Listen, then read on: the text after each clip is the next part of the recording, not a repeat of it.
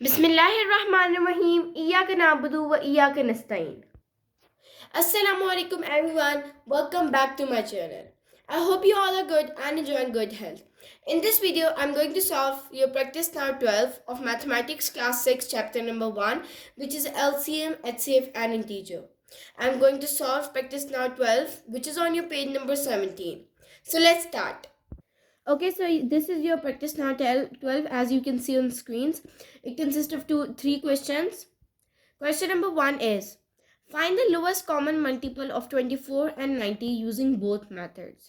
हमने क्या करना है, बेसिकली लोएस्ट कॉमन मल्टीपल मतलब एलसीएम निकालना है 24 और 90 का यूजिंग बोथ मेथड्स. हम बोथ मेथड से मुराद हमारे पास एलसीएम निकालने के लिए दो मेथड्स होते हैं.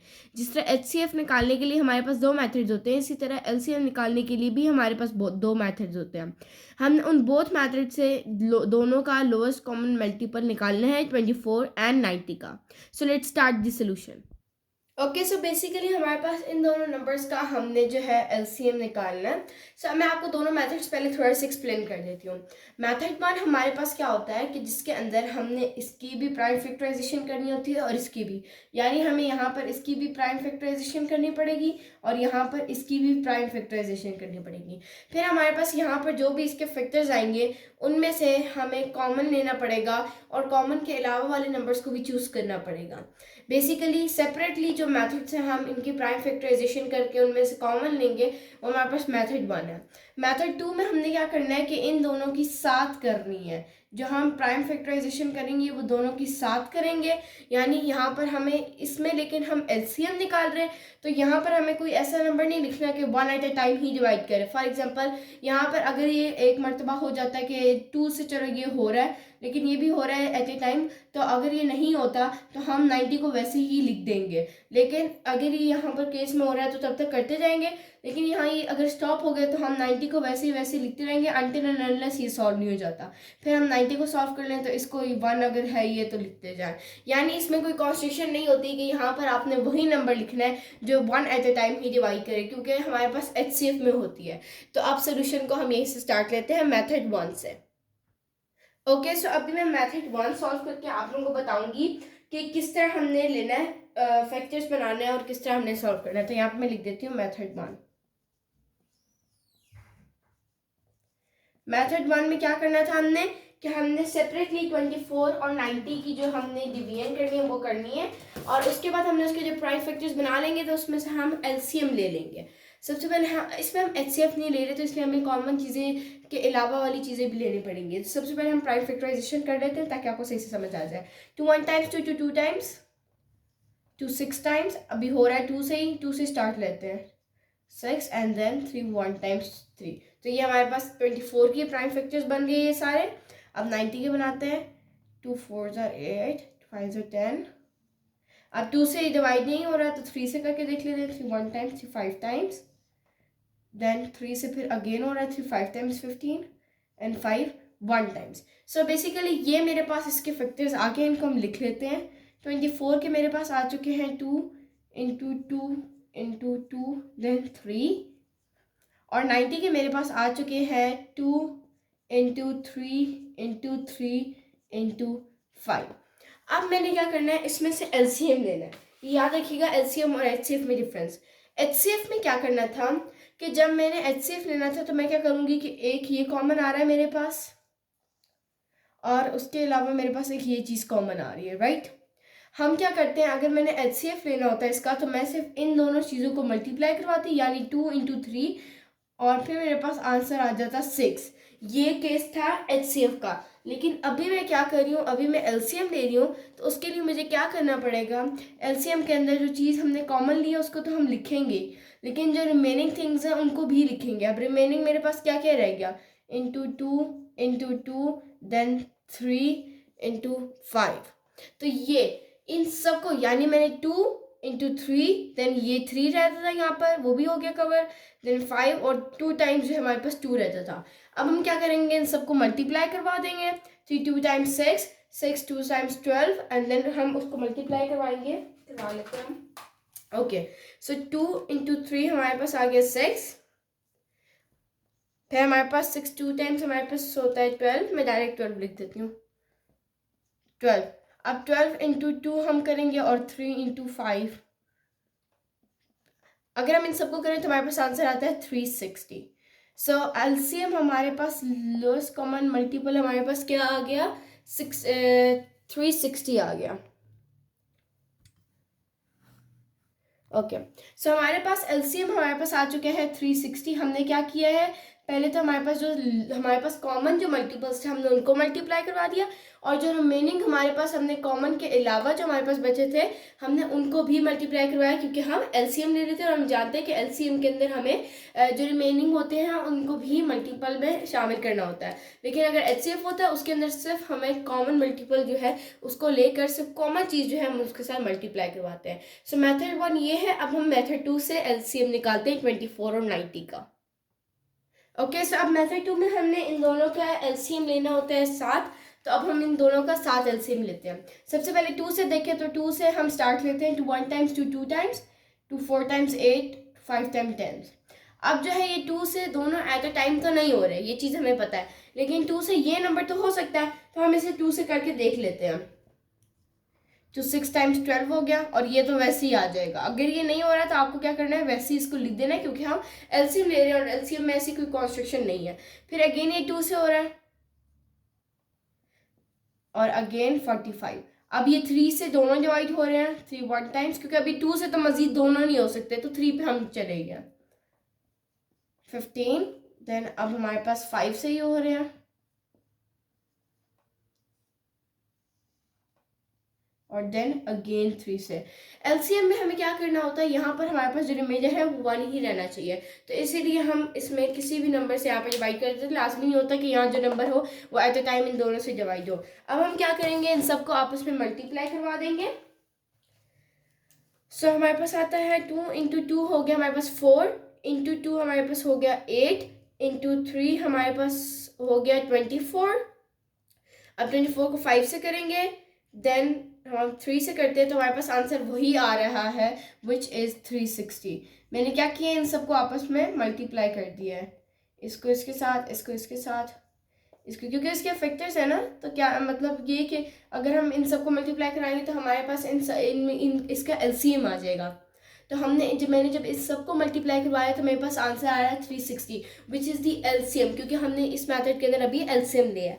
तो हमारे पास जो पहला आंसर आया था मेथड 1 से वो भी 360 आया था, और मेथड 2 भी से भी हमारे पास आंसर वही सेम आ रहा है 360, यानी हमारा आंसर बिल्कुल करेक्ट है 24 और 90 का एलसीएम। अब अगर आपको जो मेथड आसान लगता है आप उनसे कर सकते हैं। एचसीएफ के भी इसी तरह हमारे पास 2 मेथड्स होते हैं, वो मैंने प्रीवियस वीडियो में बहुत अच्छे से समझाए थे। So let's move to the next question, question number 2। Okay so question number 2 है हमारे पास, the numbers 120 and 126 written as a product of their prime factors are 120 is equal to 2 to the raised power 3 into 3 into 5, and 126 is equal to 2 into multiplied by 3 raised to power 2 into 7. Hence find the smallest whole number that is divisible by both 120 and 126. Smallest whole number से मुराद यहाँ पर LCM है, हमारे पास दोनों के factors given है। Simple हमें इस क्वेश्चन के अंदर LCM लेना है। So let's start the solution.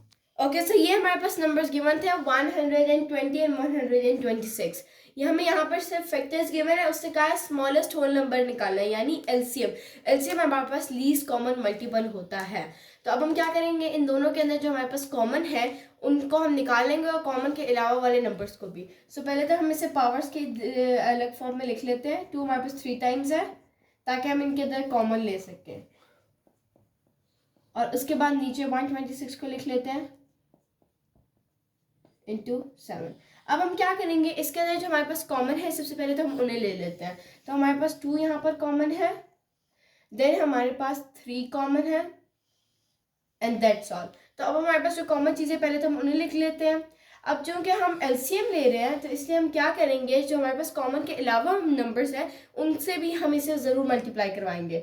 वो हमारे पास क्या क्या है, 2 टाइम्स है, देन 5, देन 3 एंड देन 7। सो ये हमारे पास जितने भी नंबर्स हैं, अब हम इन सबको मल्टीप्लाई करवाएंगे तो हमारे पास आंसर आएगा 2520। इन सबको नंबर्स को मल्टीप्लाई करवाएंगे तो हमारे पास ये आंसर आएगा which is the LCM of 120 and 126. So let's move to the next question, question number 3. So question number 3 हमारे पास find the smallest value of n such that the LCM of n and 6 is 24. n हमारे पास कोई भी number है जो unknown है और n और 6 के जब हमने LCM लिए तो हमारे पास 24 आता है. तो अब हमने उस n जो नंबर है उसको फाइंड करना है. So let's start the solution. Okay so अब हमारे पास कहता है कि n हमारे पास कोई भी नंबर है और 6 हमारे पास जो है वो एक फैक्टर है. अब हमने क्या करना है, इन दोनों को जब हम एलसीएम लेते हैं, इन दोनों का एक उसने दिया कि जब इसका और इसका हम क्या लेते हैं एलसीएम, तो हमारे पास आंसर में क्या आता है 24 आता है. सो इस हिंट से हम इसको यूज़ करेंगे. सबसे पहले हम क्या करेंगे 24 के हम फैक्टर्स निकाल लेंगे. ओके सो ये मेरे पास आ गए हैं कुछ फैक्टर्स 24 के 1 2 3 4 6 8 12 एंड 24.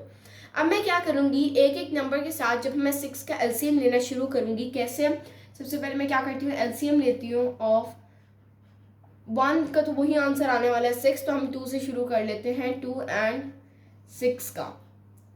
तो अब मैं क्या करूँगी एलसीएम लूँगी 2 और 6 का. मैं इस मेथड से साथ रफली यहाँ पर ले भी लेती हूँ. 2 और 6 का मैं लूँगी तो मेरे पास क्या आएगा 2 1s are 2 2 3s are 6. तो मेरे पास एलसीएम क्या आ रहा है 2 × 3 6. तो मैं इसका मतलब है कि एलसीएम जब मैं लेती हूँ 2 और 6 का वो 6 आता है. जिसका मतलब है 2 तो वो नंबर नहीं हो सकता. अब मैं क्या करती हूँ एलसीएम लेती हूँ ऑफ 3 एंड 6. 3 और 6 का मैं एलसीएम ले लेती हूँ यहाँ पर 3 1 टाइम्स 3 2 टाइम्स.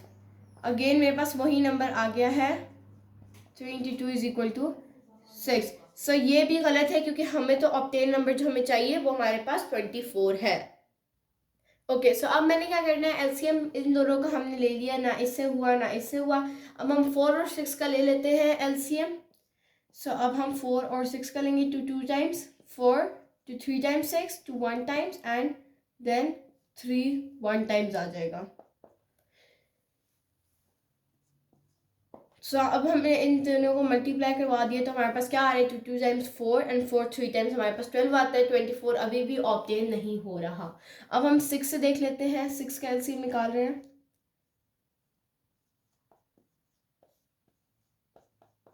2 3 टाइम्स 6 अगेन हमारे पास 6 ही आ रहा है. अब हमारे पास सिर्फ 2 नंबर्स रह गए हैं ऑलमोस्ट 8 और 12. सो अब हम इनका एलसीएम ले लेते हैं. सो अब हम एलसीएम ले लेते हैं 8 ऑफ 8 एंड 6 का. सो अब हमने 8 का लिया है तो 2 और 6 का 2 1s are 2 2 4 times 8 6 2 times 4 then 3 2 1 times and 3 1 times. So हमारे पास क्या आ रहा है 2 times 4 2 times 8 and 8 3 times 24. So हमारे पास जो नंबर ऑब्टेन होना था वो हो गया है. किन दो नंबर से हुआ है 8 एंड 6. तो यानी कि जो हमारे पास n की वैल्यू थी वो हमारे पास क्या थी 8 थी, क्योंकि जब हमने 8 और 6 का एलसीएम लिया है तो हमारे पास आंसर 24 आ चुका है. सो आई होप कि आपको ये क्वेश्चन बहुत अच्छे से समझ आ गया होगा.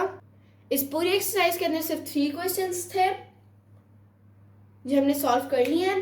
सो आई होप कि आपको ये तीनों क्वेश्चंस बहुत अच्छे से समझ आ गए होंगे. तो मिलते हैं अगले वीडियो में प्रैक्टिस नाउ 13 के साथ. तब तक के लिए अल्लाह निगहबान.